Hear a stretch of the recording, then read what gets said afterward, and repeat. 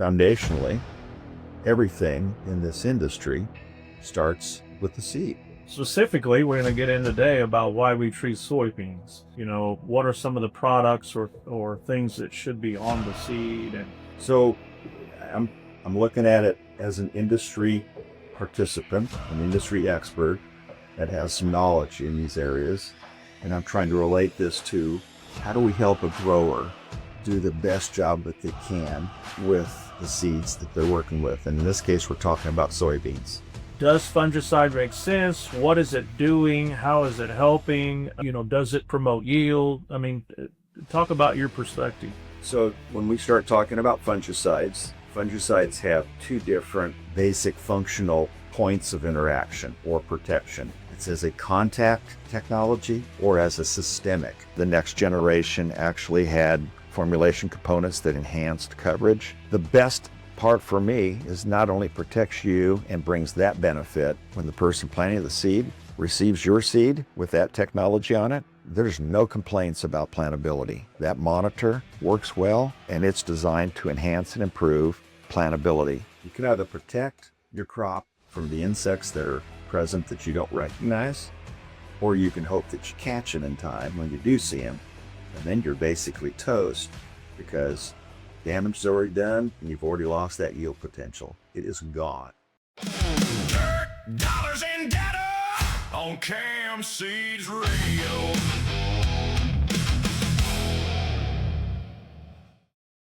Welcome back to Dirt Dollars and Data on Cam Seeds Radio. I'm Chad Mustain with Cam Seeds, and on this podcast, we talk real-world agronomy, real numbers, and real results. Things that actually help you make better decisions in the field and protect profitability. And in the last episode, we talked about decision-making, timing, stacking probabilities, and where a lot of money gets wasted. But today, we're going to take that conversation into seed treatments, and this is one that I'm really excited about because I've got a guest joining me here today that's spent a lot of time around this topic. He's seen a lot of acres. A friend of mine by the name of Norm Wagner is here, and I consider Norm to be one of the top seed treatment specialists in the industry. And I don't say that lightly. I think that really not just in the Midwest, Norm, but across the entire country, you're very, very well respected in the world of seed treatments. And so, you've seen the data, you've seen the wins, you've seen the misses, and you really bring a practical perspective. In all of my conversations with you over the years, that's the one thing that you really do well, is that you bring a practical perspective to a lot of these conversations. And so really glad to have you today, Norm. If you have a minute, why don't you just give us, a couple of minutes of your background and you can. I will. I was born and raised in Southwest Iowa. I am one of 12 children. No, not Catholic, beer drinking Lutherans, as a matter of fact. And I am the middle child of those 12. We grew up on a family farm in Southwest Iowa near Clarinda. Small operation by today's standards, but when I was growing up, I didn't know that 340 acres was small. It looked pretty big to me. I attended and graduated from Iowa State with a degree in ag education. I taught vocational agriculture for 4 years. Thought that was going to be my profession of choice. And God took me a different direction, took me out of that classroom, the small classroom, and put me in this big classroom. And what a gift and blessing that has been. I started when I left teaching high school and young adults. I was hired by FMC, and then I left them. I was hired away from them by DuPont. When Roundup happened, this industry shrank, and the number of salespeople that were needed at that time did not include me in that sphere. So I moved sideways into the adjuvant arena. So started with an education degree, moved into the technical crop chemistry, crop protection industry, and then added the adjuvant piece on top of that. And the last, which is the most significant, is bringing it all together through seed treatment. So I've just been really blessed and fortunate to have a diverse background. And you're right, I travel the United States to do business development and seed work. I work on a variety of different arenas, but seed and seed care is really important because foundationally, everything in this industry starts with the seed. Every single thing starts with the seed. So that's in a nutshell a little bit about, what God's blessed me with over these last few years. All right. I'm actually really excited to hear your thoughts today about seed treatment. And specifically, we're going to get in today about why we treat soybeans. We're going to talk about, why do it? Is there a return on investment? What are some of the products or things that should be on the seed? And just kind of talk through all of those parameters. So let's start out really simple here, Norm. So if a grower comes to you and says, Norm, should I treat my beans or should I not? What would you say to him? When we talk about treating beans, what are we really trying to accomplish there? Is it just about uniformity? Is it about emergence? Is it about stress tolerance? Why do we treat beans, and really what is it all about? So I'm looking at it as an industry participant, an industry expert that has some knowledge in these areas. And I'm trying to relate this to how do we help a grower do the best job that they can with the seeds that they're working with. And in this case, we're talking about soybeans. I mean, I get to work with cotton, I get to work with all kinds of seeds, but today we're focused on soybeans. It's the same rule regardless of the seed. If we want to have the greatest opportunity to see the greatest return on investment and give that seed that we plant, that we pay for, buy the seed, by the way, 140,000 seeds per unit in a perfect 50-pound unit of seed. We pay for seeds by the seed today. We need to take care of every single seed, and we need to protect and allow to express itself fully the genetic potential of every seed. That starts foundationally with seed treatments. We choose the genetics. We do the very best we can to identify the genetics to fit the zone. Soybeans are zone sensitive, as you know, zone 3, zone 4, zone 5. We choose the right genetics. Now let's take care of the genetics and give them the greatest potential to provide a return on investment. Starts with seed treatment. Inoculants, part of that, we'll talk about that later.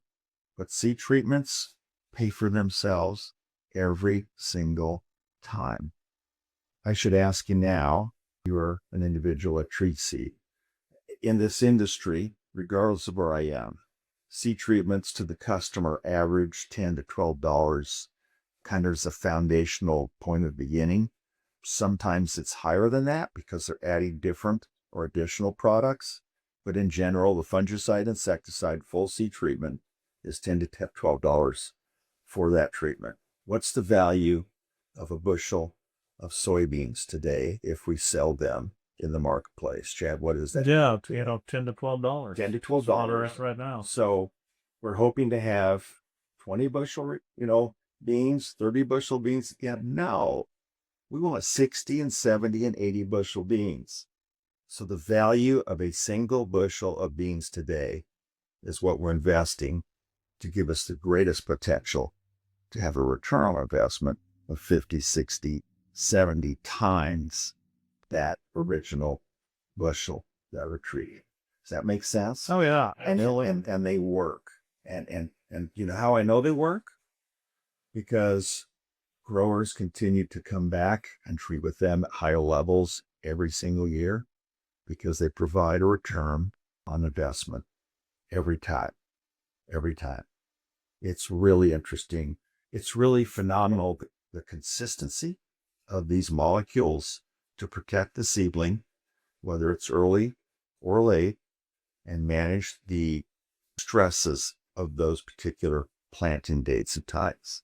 So foundationally, yeah, they just simply work. So from your perspective, it sounds like you wouldn't plant a bean without a treatment. Without a doubt, to give that seed the greatest opportunity to provide a return of investment to me, the grower, it starts there.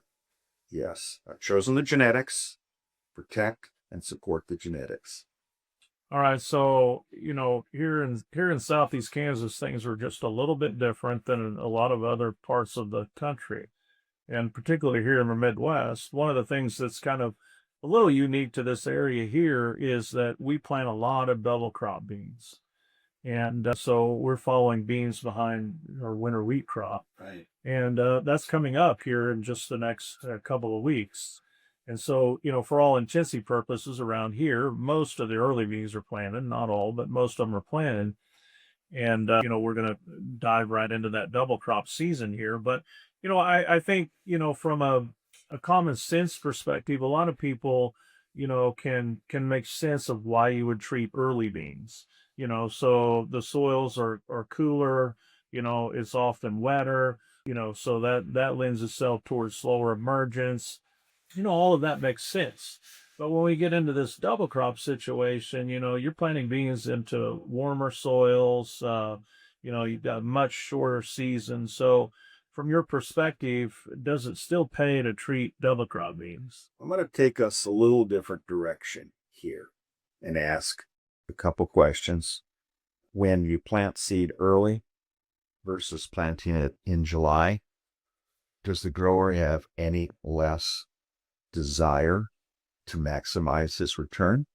What would you say? Yeah, no. No. Everybody wants the biggest yield they can get. He does. Every situation. Exactly. And so I'm not an agronomist. I'm as I said, I'm a farmer ag teacher that has experience in this arena, but I do understand the biology of soybeans. And something happens on June 21st every year.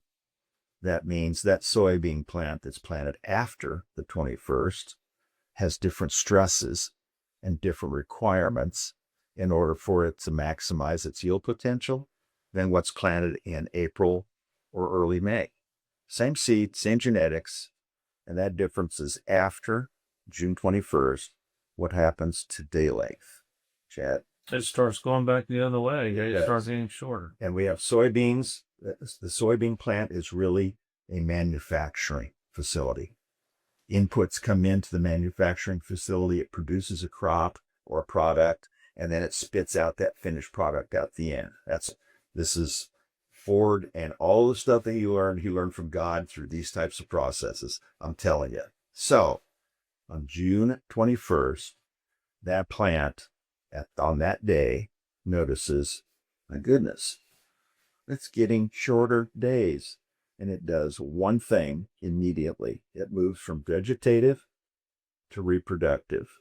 Because of that, seed treatments are more important at that time to allow that seed to optimize and maximize its potential. Because when it comes out of the ground, it's not doing vegetative growth. Every single thing that it's doing is being focused on its job. That's reproductive growth from that date forward.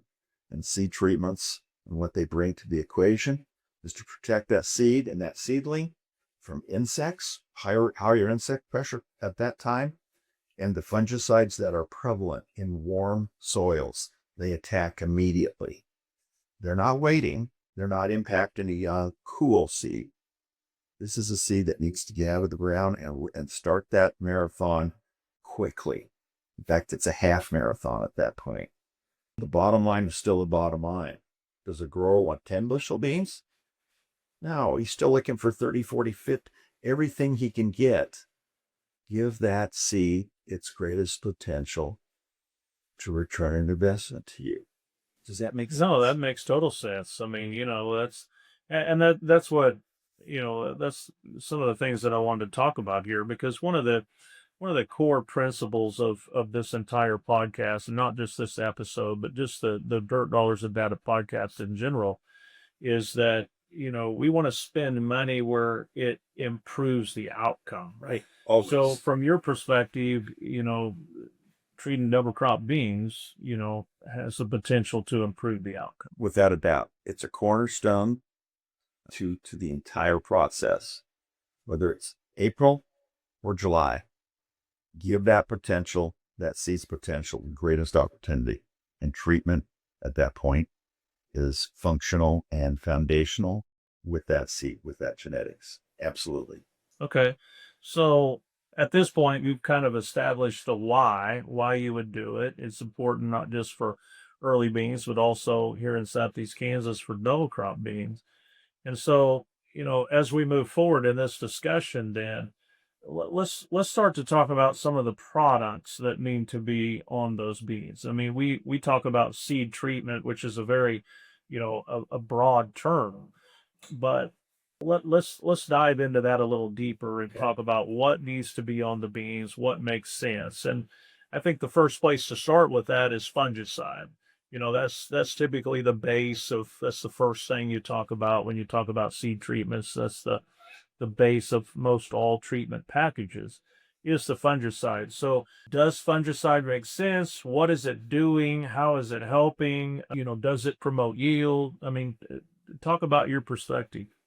Well, so when we start talking about fungicides, fungicides have two different basic functional points of interaction or protection. It's as a contact technology or as a systemic. That they perform either through contact with the pathogens that are available in the soil, like fluvioxamil or something like that, versus the systemic technologies. We need both. Metalaxyl, mefenoxam, all of those that are systemic, and that moves systemically through the plant and then support the seed that way. They protect it differently, and that requirement is the same. But that's why we have two. We don't just have a single course of product or action. We have a seed treatment package that's required. So it has at least two different products, one a contact and one a systemic technology. Does that make sense? That makes sense. And so foundationally, when we started to look at this industry and our industry needs, whether early or late, you still are protecting at that time of the year from the same things, soil-borne pathogens. White mold isn't an issue in this area yet, never has been. I see white mold moving south, as a matter of fact. Lots of locations in Nebraska that didn't used to be sensitive to white mold, whether it's because of genetic or proliferation of, just mold in general. It's becoming a bigger thing that we need to watch. We don't put that on early. That's treated the soil. We're talking about seed treatment. And the seed treatments that you provide protection to that early seedling. Vigor is part of it. Ultimately, everything that we're trying to accomplish there, the same requirements happening after June 21st as is required before June 21st. It's just different environmental factors. Pythium, Phytophthora, Rhizophthora, Fusarium, they're all still there. Do we not protect it then? What if we've got moisture that's pretty consistent and we have a chance for great yield? Those bugs are active. Moisture is the really key foundational thing at that point. And our seeds aren't grown without moisture. The pathogens aren't either, but they are present.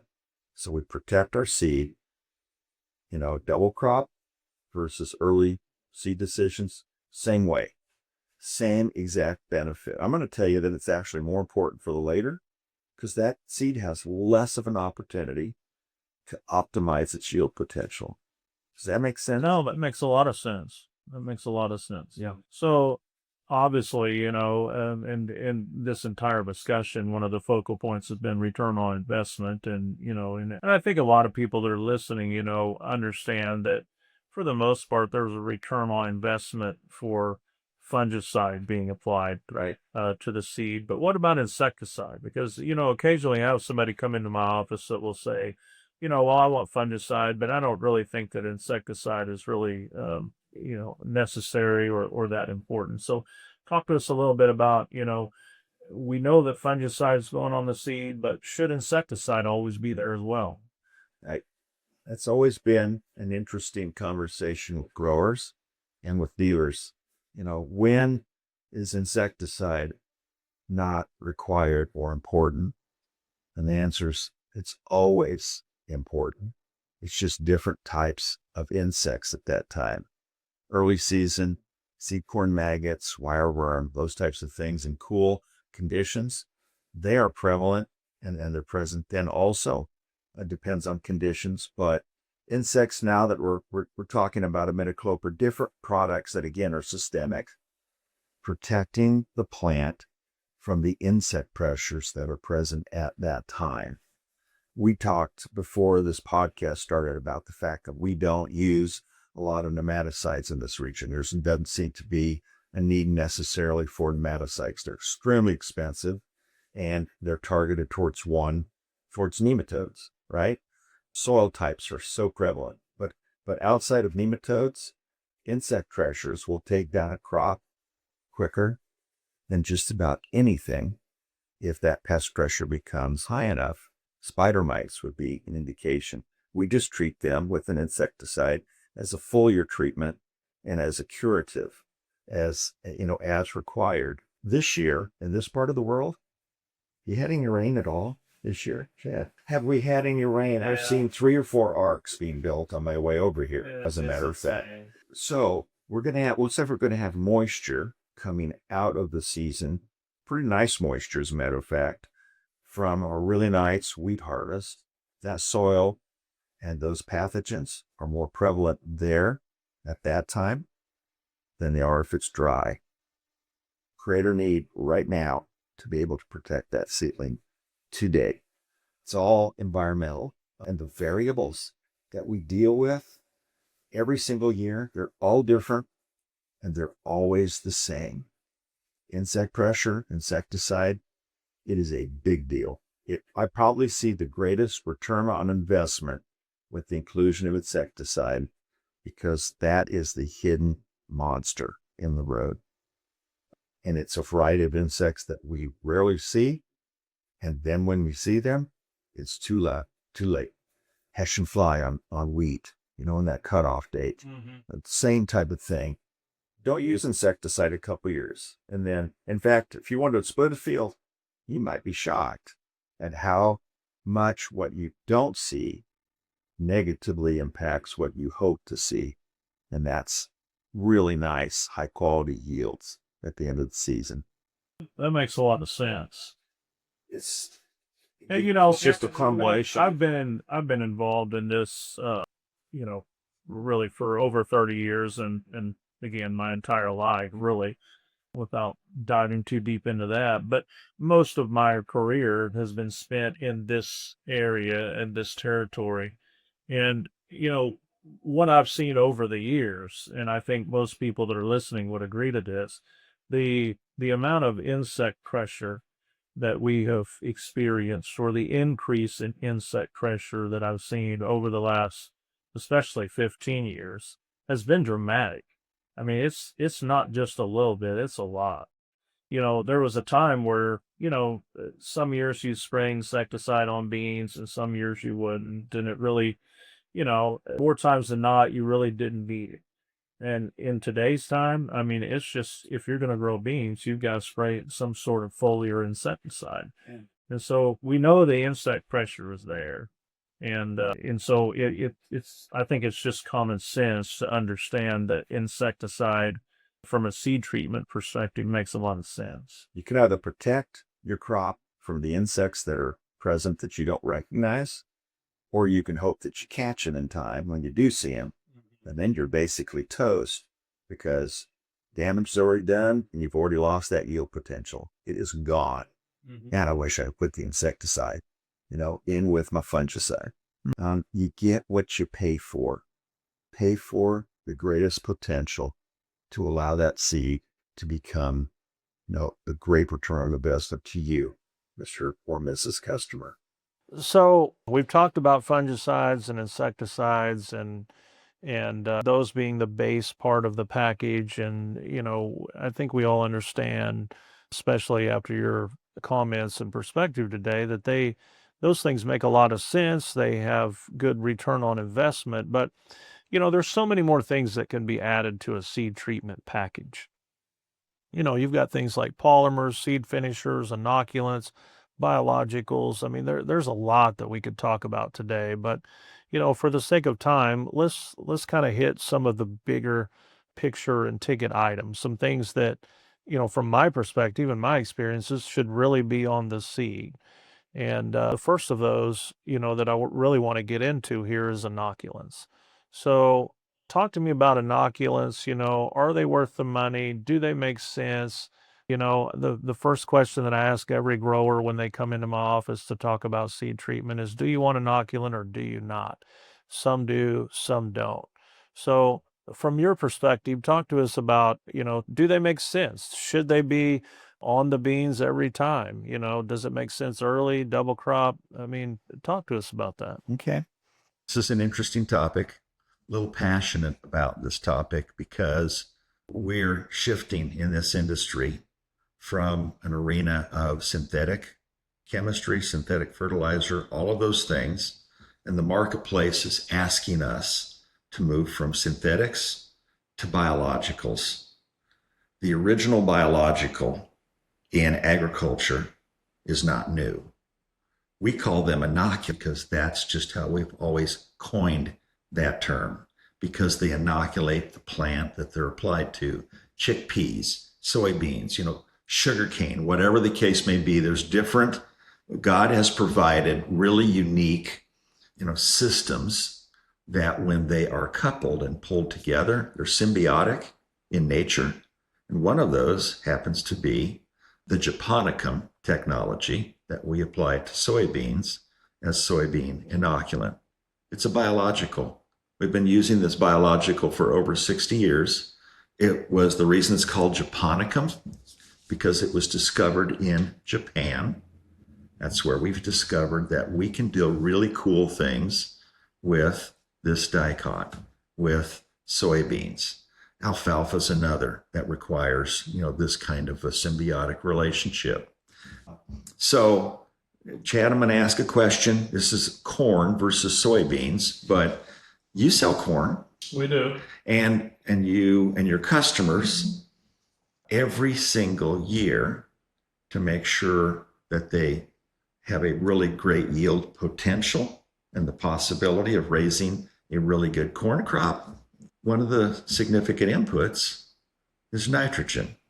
If you want 200 bushel of corn or 250, how many units of nitrogen do you apply to potentially reach that goal or that objective? Does that question make sense? Oh, yeah, it makes sense. So most people are looking at, somewhere 1 to 1 to 1.2. Okay. So a unit of nitrogen for every bushel of corn you want to raise. Okay. Any idea what a unit of nitrogen costs? Because I don't. Well, I haven't kept up with that lately, but in this environment, it's super expensive. Super expensive, super important also, right? The difference between corn and soybeans is corn can't produce their own nitrogen. It has to be available to that monocot in order for that monocot to produce and do genetically and reproductively what it's supposed to do. Soybeans are a different animal, completely different. And there is a symbiotic relationship that's established between the inoculant you apply to the seed and the fact that it has the ability and the opportunity that year to produce nitrogen. 200 bushel corn, a minimum of 200 units of nitrogen. So a 1-to-1 ratio. Do you know how many units of nitrogen each bushel of soybeans requires to yield to get to its yield potential? Any idea? Oh, I'd have to think back to my Oklahoma State days, but somewhere in the neighborhood of 4, I believe. 3 to 4 units of nitrogen for every bushel of soybeans, 1 to 1.2 units of nitrogen for every bushel of corn. What percentage of our soybean crop is inoculated? If I told you it was under 20% nationwide, would you believe that? Oh, absolutely. It's the craziest thing, because for a $3 to $3.50 investment for soybeans, you give that plant the potential and the opportunity to maximize the quality and the amount of yield potential. The nitrogen that's available to the corn we put there, soybeans get 30 to 40% of its nitrogen from the stuff below ground. All the different things that are happening there with the soil health, it releases nitrogen that's available to the crop, the soybean crop. Guess where the rest of the nitrogen comes from that the soybean plant has to source in order for it to maximize its yield potential? Below ground or above ground? Above ground. It's above ground. Yeah. 78% of what we breathe every time we take a breath is nitrogen. And that's the source of nitrogen that's available to the soybean plant if and when you inoculate. It's guaranteed to be there if the inoculant is symbiotically working with the soybean plant, and the soybean plant flips the switch and says, I need nitrogen, and here it is all around it. And with that inoculant, you have no idea if it has the ability to maximize its yield potential. Double crop beans, in particular, need the greatest opportunity to take advantage of that shortened life cycle. That $3 investment or whatever it is, worth every penny. Inoculants are just critical. And we're just beginning to learn in this industry how to manage biologicals, water and water quality, the source of water, all of those things that will potentially negatively impact living biological products like inoculant. We have to make sure we do it correctly. But when you do that correctly, like you do here at your facility, every soybean plant has the opportunity for that customer on that acre, at that plant site, at that production plant, to maximize potential for that small investment. It's crazy that we don't think about that. Yeah, so what I hear you saying is you wouldn't plant a bean without inoculant on it, regardless of whether it's early or double crop. You wouldn't do it. Without a doubt. Without a doubt. These are living plants with a living symbiotic relationship that brings in that 3 to 4 units required to optimize its yield and quality. Yeah, so I guess one way to look at it is you're saying that inoculants are really like an insurance policy to some degree. Without a doubt. So you're saying that if you inoculate a bean, you give them the greatest chance to open their arms, so to speak, to bring all that nitrogen in from the atmosphere. Right. And without that inoculant, you're leaving it up to chance. That's correct. We talked at dinner last night. We went to dinner. We talked about health insurance, versus wellness insurance. Inoculant does both for the plant. It's there if it's needed. It's also working ahead of to prepare that plant before it's needed. That's the inoculant program. And why we even think about that is simply because no one's taken the time to educate us about how important that process is to the soybean plant or to alfalfa or anything that requires and has the ability to draw nitrogen out of the atmosphere and maximize its growth potential. I just need to do a better job of making sure we educate and train our customers on how to create success, and inoculants are one of those foundational pieces. Yeah, I routinely talk about this, but one of the things that I often bring up is, making good decisions. All of these little good decisions stack the probabilities of success in your favor. Every time. And so I think this is just another one of those decisions. Bad decisions waste money. Stacking these little good decisions on, is really stacking probabilities and giving you the best opportunity for the best outcome, really. My dad, I come from a farming background. I work in an ag industry. I don't know of any other industry where we make decisions up front about how much we want on the back. We are gamblers at a different level, and we're just praying that we have the greatest opportunity for return on investment, but don't gamble on the things that give us the greatest opportunity to not just level the playing field, but to put cards in our favor when we're playing the game. Does that make sense? That makes a lot of sense. So, okay, so now we're through the fungicide and insecticide piece. We've talked about inoculants. So let's talk about a couple of other things real quickly before we finish up today. Okay. And those things would be things like polymers and seed finishers. I know that in all of my experiences, there's been times over the years that, and a lot of people still do, and I'm not suggesting by any means that there's anything wrong with using oils and different things, in the treatment process for coating and coverage and whatnot. But there are some really cool technologies out there today, that we call polymers that really, aid in the coverage and the dryness of the finished product and that type of thing. So talk to me, in your opinion, should most seed treatment packages include a polymer? And then secondly, I want to talk about seed finishers also, and there's a host of different products out there in the industry now, that go on the seed. Most of them are powders. They go on the seed and they finish the seed out to where the plantability, the seed flow, and today's precision planters, it really aids in that. So talk to me about those two things and your perspectives and what you've seen, what makes sense and what doesn't. Very good. I have been intimately involved with the development of some of these products, or at least improved formulations and finished products that are used in the seed treatment arena. And the individual that I was involved with, Jeff is his first name, brilliant individual. The two of us started down this path about 20 years ago. And we started looking at the seed segment because we were asked to participate there. And Jeff actually said, I'm not interested in doing this. This part of the business sucks, in all honesty. It is not easy.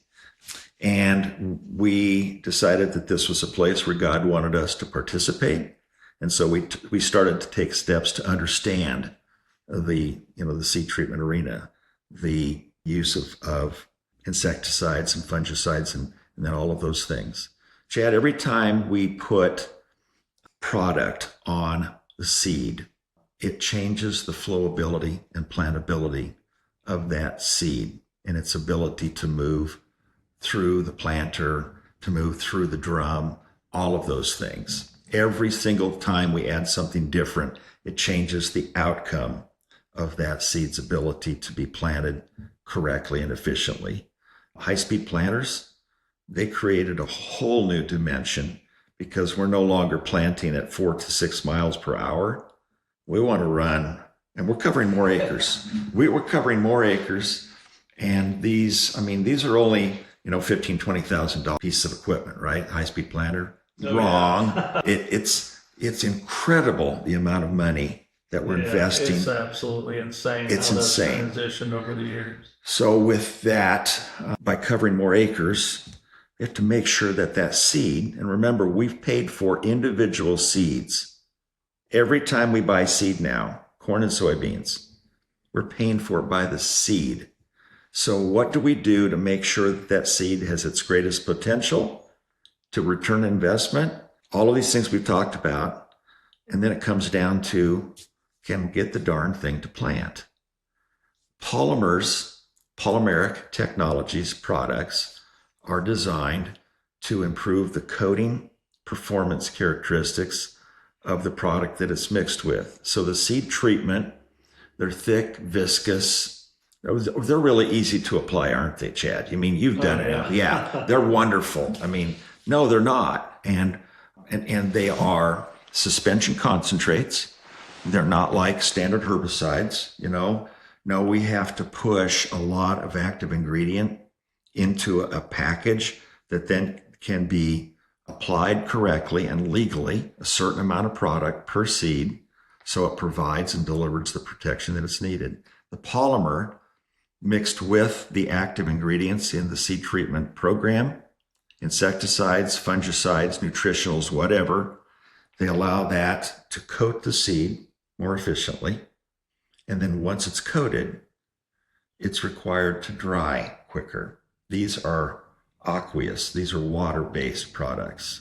You mentioned oils, and lipids and oils we can use them, but we have to use them really carefully because the difference between oils and waters, and the difference between lipids and water, as just by nature, guess what oils never do? that water always does never dry. Exactly. They are a lipid. By God's design, they remain fluid. The durability of the seed coat, when you use oil in any part of that process, degrades or reduces the ability of that seed coat to dry. And when it doesn't dry, it comes off or sticks to or potentially becomes a problem at different points in the process. High-speed planters need stuff that's dry and that flows and gets pushed out a long direction from a center fill planter. Mm-hmm. That's just the way they're designed. They're a fantastic implement. We have to produce seed that does that. Polymers are the first and really important part of the coating and the durability part of the process. They also mitigate dust off. Dust off is when small particles, while seed is being handled, comes off and is available to be in the atmosphere, in our lungs, wherever. It doesn't get delivered to the soil. Polymers help with that process. They're designed to dramatically reduce dust off and improve flowability. So that's the reason that we add polymers and put polymers in with all these fantastic active ingredients. Does that make sense? Oh, that makes total sense. Okay. You know, and what you're talking about, you know, is, of course, like I said before, you know, I've been in this game a long time and I've seen a lot of different things. And, you know, with the advent of some of these today's polymers, we'll call them, man, it's just so dramatically different than it used to be. It is. The coverage, you know, the seed just looks beautiful. The coverage is there. But one of the big things that you mentioned there that I want to hit on is the dust off. You know, to me, that's a big deal, you know, and the older I get, you know, I think about all the things that I've done in my career from a chemistry standpoint, right, and things that concern you with your health and right, whatnot. And when you start talking about the dust off of these fungicides and insecticides, you know, you want to, as you get older, you think about protecting yourself. You know, you live wild and free when you're young, but you think about protecting yourself. And so, you know, that's been a big deal to me. I add polymers to every single row that I treat. And that's one of the reasons is I don't like that dust off. The environmental integrity includes every part of the environment. That includes the operator, the grower, the grower's family, the butterflies. Every part of our environment is protected by those simple, you know, but important components. And it's a polymer. And so they're a really important part of being more environmentally responsible and sensitive.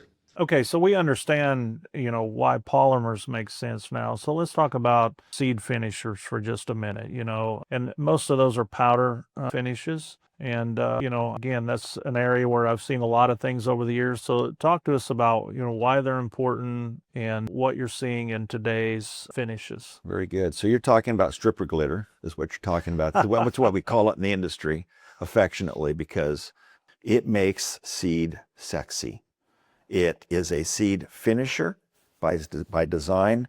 By finishing the seed, we're complementing the polymer that was applied that enhanced the coverage, dried hard, and brings that efficiency. The seed finisher goes on top of that to improve plantability to a completely different level.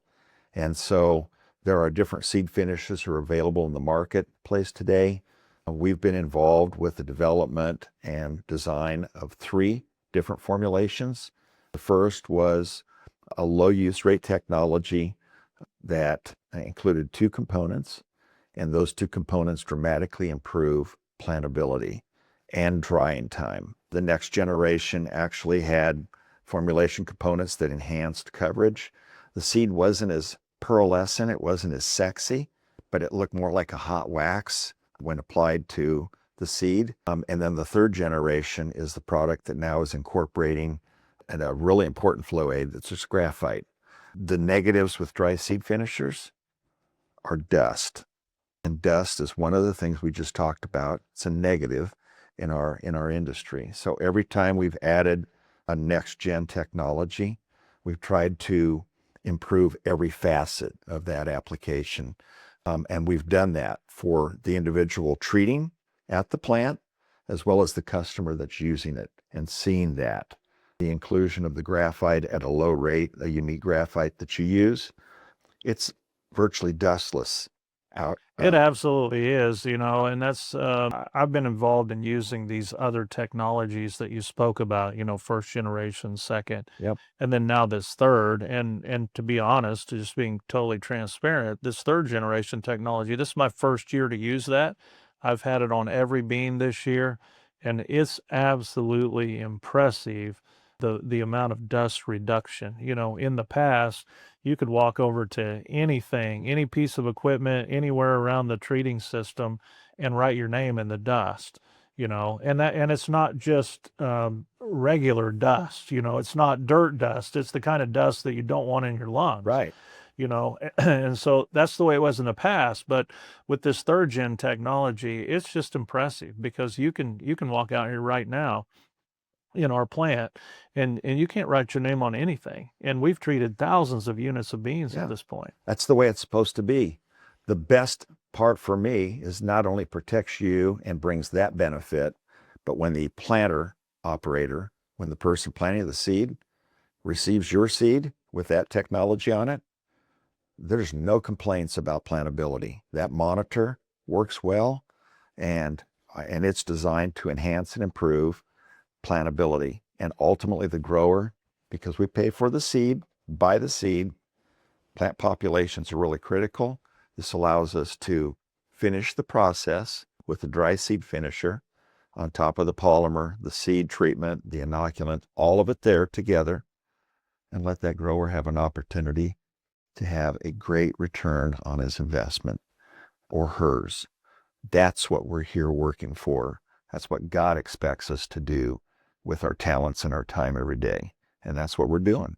Yeah, that's great, Norm. So, well, as we wrap up this whole seed treatment discussion today, we've talked a lot about a lot of different things. I think the one takeaway here is that the return on investment is there. It's absolutely important to give, the seed the best opportunity for the greatest outcome. But, what are your final thoughts here? If I'm a grower who is moving in the next couple of weeks into double crop bean planting, what are your final thoughts? What would you say to that grower? And, what would your, if you were sitting in my seat and you were sitting at my desk when a grower come in, what would your comments to that person be? If they're serious, and I know the customer is, and especially now where cost is such a critical factor. The war's going on. Gas everything is more expensive now. The need to maximize yield and yield potential is more important now than it's ever been. Make sure that you're making decisions that give you the greatest opportunity to have the greatest return on investment. Bottom line. And these technologies are designed to do that every single time you, Mr. or Mrs. Customer, give them the opportunity to perform for you through a professional applicator like you and your business. Thank you for the opportunity to speak at a high level about a lot of our industry technologies. Thanks for the privilege of walking beside you. Really appreciate it.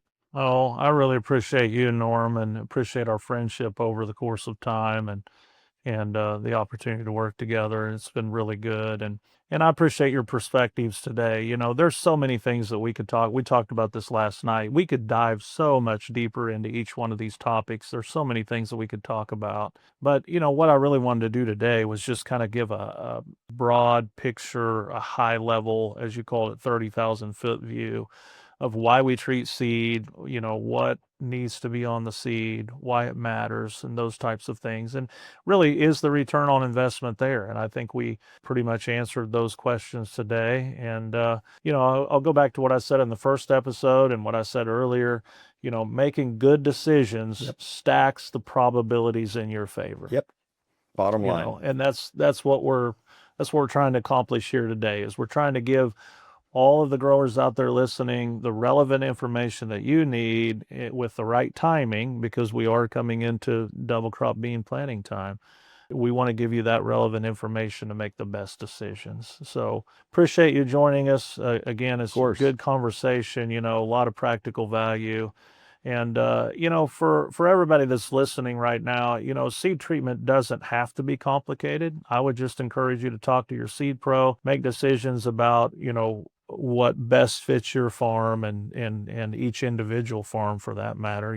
That's a whole nother topic. It is. But, that's what this podcast is all about. Real world agronomy, real numbers, real results. And so thanks for listening today to Dirt Dollars and Data on Cam Seeds Radio. Next week, we're going to jump into soybean herbicide programs. We're going to talk about residuals, timing, weed control, all of it. And we're going to talk about, where I see money getting wasted there too. And so look forward to seeing you then. I'm Chad Mustain, and see you next time. Dirt, dollars, and dads.